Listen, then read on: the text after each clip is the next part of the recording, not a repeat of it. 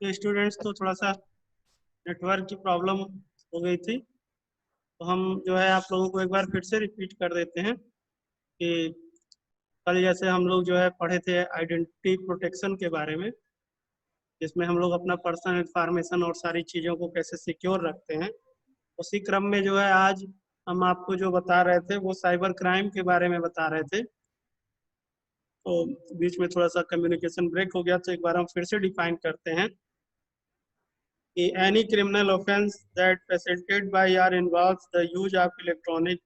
communications or information systems, including any electronic device, computer or the internet, is referred to as cyber crime।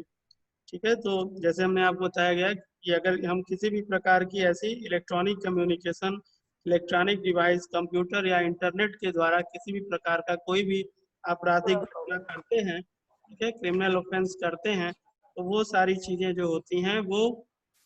Cyber crime के अंतर्गत आएंगी। और cyber crime के अंतर्गत ही जो है हम आपको समझा रहे थे कि हेरेसिंग, डिमेनिंग, एम्बेरसिंग, डिफेमिंग, ठीक है, या इंटीमिडेटिंग समवन, ठीक है, using modern technology like internet, cell phones, instance messenger, social networking etcetera is called cyber bullying. तो इसमें हमने आपको समझा रहे थे कि हेरेसमेंट मतलब किसी प्रकार से किसी को प्रताड़ित करना, डीमीनिंग मतलब कि अगर उसको किसी दूसरे नाम से, या जैसे कभी हम स्कूल में भी या कहीं जो है चिढ़ाने के लिए कुछ दूसरे शब्द से उसको जो है डिमेन करते हैं, तो ये है। एम्बेरसिंग मतलब कि उसको जो है किसी प्रकार से कोई उसको ब्लैकमेल करना, एम्बेरस करना, ठीक है। तो इस तरह से बहुत सारी चीजें होती हैं। अगर ये सब चीजें हम इलेक्ट्रॉनिकली तौर पे कर रहे हैं, वैसे जैसे जो है कि बिना इलेक्ट्रॉनिक तौर पे भी आप देखते हैं इस तरह के बहुत तरह के ऐसे अपराध होते हैं, ठीक है। आम जीवन में भी बहुत सारी चीजें ऐसे, बहुत सारे क्रिमिनल्स वाले जो सीरियल्स हैं, मूवी आती है, उसमें भी आप देखते हैं कि कई तरह की इस तरह की चीजें होती हैं। लेकिन यहाँ पर जो चीजें दी गई हैं, ये अगर इलेक्ट्रॉनिक के माध्यम से कुछ ऐसा हो रहा है, मोबाइल के माध्यम से हो रहा है, मेल के माध्यम से हो रहा है, इंटरनेट के माध्यम से हो रहा है, सोशल नेटवर्किंग साइट के माध्यम से हो रहा है, तो ये सारी चीजें जो इसके अंतर्गत आती हैं। बाकी आमतौर पर वही सारी चीजें, उनको भी हम वही सब नाम से पुकारते हैं, लेकिन इसमें जो है चूंकि ये चीजें इलेक्ट्रॉनिक से जुड़ी हुई हैं, इस नाते उसे इलेक्ट्रॉनिक्स या साइबर जो है आगे लगा देते हैं, क्योंकि वो सब उस क्राइम के अंतर्गत आता है।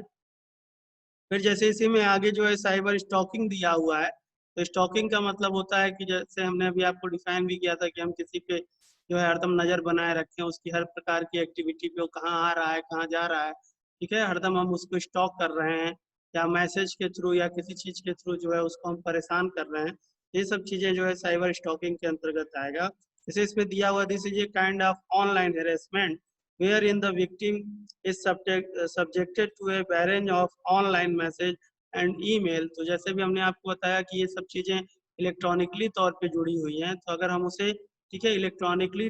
के मतलब माध्यम से ही, मीडियम से, जैसे ऑनलाइन मैसेज के माध्यम से, या जैसे भी और भी कई सारे मेथड बताए, तो इस तरह से अगर हम जो है किसी को ट्रबल कर रहे हैं, स्टॉक कर रहे हैं, ठीक है, तो वो ये सारी चीजों के अंतर्गत आएगा।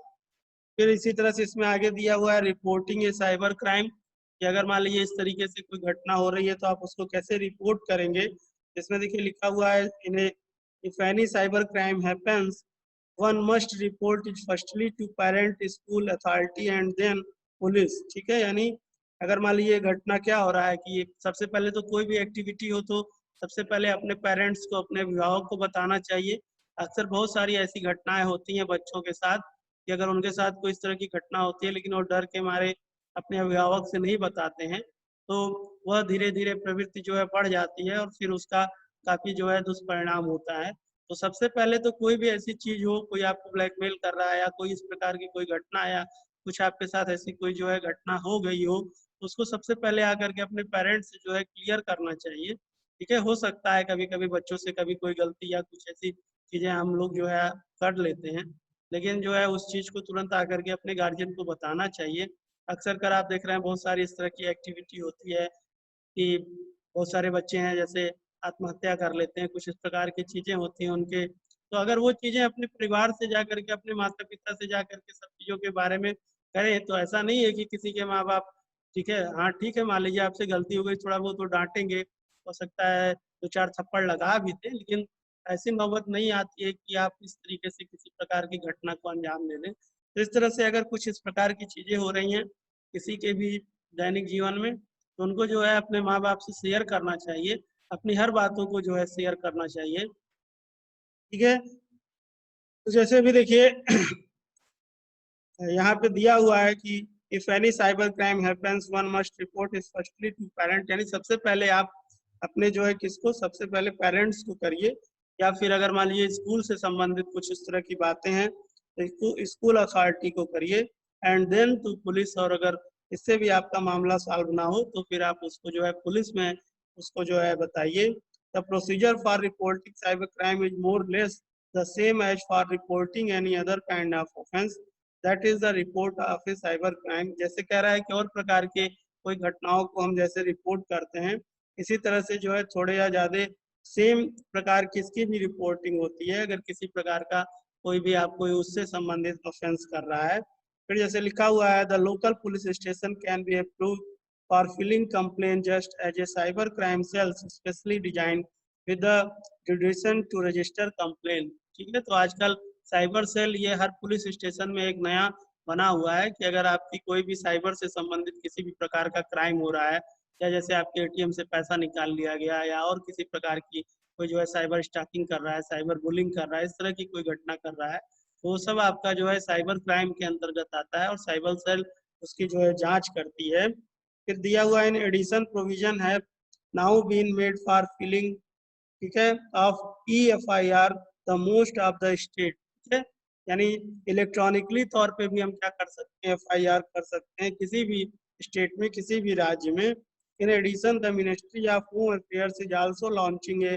Website for registering crime against women and child online including cyber crime. इस तरह से कह रहा है कि अभी जो है जल्द ही लॉन्च होने वाली इस तरह की वेबसाइट, इसमें अगर किसी प्रकार से जो है किसी वुमेन यानी किसी भी जो है, ठीक है, वुमेन के साथ यानी किसी भी जो है औरत के साथ या चिल्ड्रन या किसी बच्चे के साथ किसी भी प्रकार का कोई भी ऑनलाइन, ठीक है, साइबर क्राइम से संबंधित किसी प्रकार की कोई चीजें हैं, तो उसको भी अब इस तरह की वेबसाइट लॉन्च हो रही जहां पर आप इस तरह की क्राइम को रजिस्टर्ड कर सकते हो। The information technology act categorically provides that a cyber crime has global jurisdiction, meaning the crime may be reported in cyber crime county of any city. ठीक है, किसी भी शहर में आप उसको जो है कर सकते हैं। तो इस तरह से इतनी सारी बातें आपके जो है इस चैप्टर में दिया हुआ था। ठीक है, और ये सारी बातें आपको जो है पूरी तरह से डिफाइन कर दिया है हम साइबर सेफ्टी के बारे में। ठीक है, इसमें एक चीज शायद आपका छूट रहा है, हमको लगता है आपके बुक में एक चीज दिया हुआ है, चीज दिया हुआ है, क्यों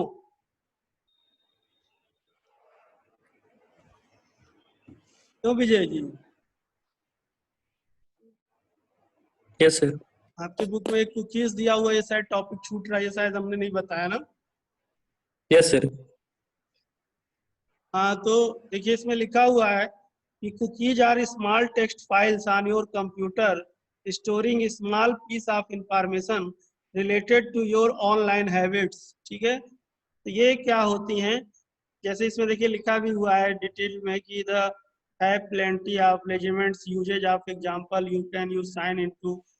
your online banking website cookies remember of your login information when you change the setting of website a cookies store that setting to it can persist across page load and sessions।